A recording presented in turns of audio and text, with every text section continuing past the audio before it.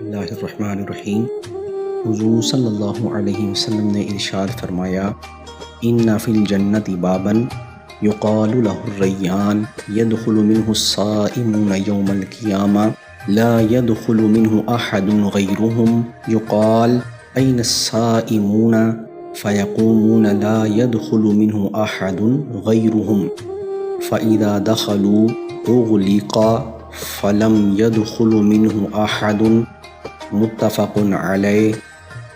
یعنی جنت میں ایک دروازہ ہے جسے ریان کہا جاتا ہے۔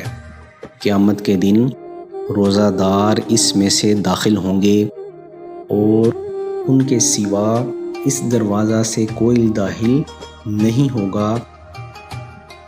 کہا جائے گا، کہاں ہیں روزہ دار؟ پس وہ کھڑے ہوں گے، ان کے علاوہ اس میں سے کوئی داخل نہیں ہو سکے گا۔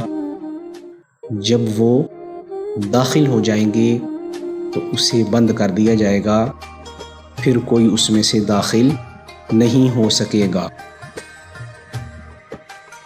یہ حضور صلی اللہ علیہ وسلم کی بڑی پیاری حدیث مبارکہ ہے، جس میں آپ صلی اللہ علیہ وسلم نے روزہ دار کی فضیلت بیان فرما دی ہے۔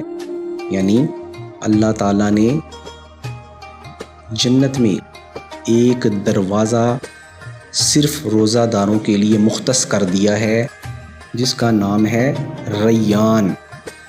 تو اس دروازے سے قیامت کے دن صرف اور صرف روزہ دار داخل ہو سکیں گے۔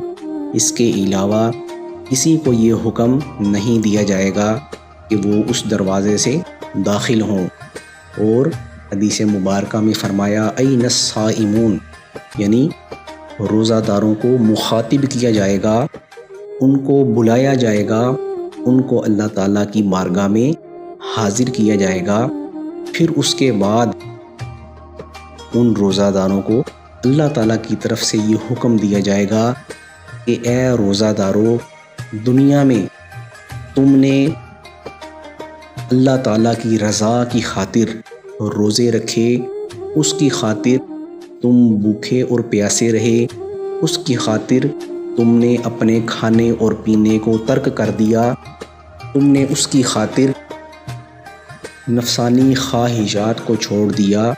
تو اب میں تمہیں حکم دیتا ہوں کہ اس دروازے سے داخل ہو جاؤ۔ تو فرمایا، جب وہ روزے دار اس دروازے سے داخل ہو جائیں گے تو اس کے بعد اس دروازے کو بند کر دیا جائے گا، پھر کوئی شخص اس دروازے سے داخل نہیں ہوگا۔ تو اللہ تبارک و تعالیٰ سے دعا ہے کہ ہمیں بھی اللہ تعالیٰ قیامت کے دن ان روزے داروں میں شامل کرے جو اس دروازے سے جنت میں داخل ہو جائیں۔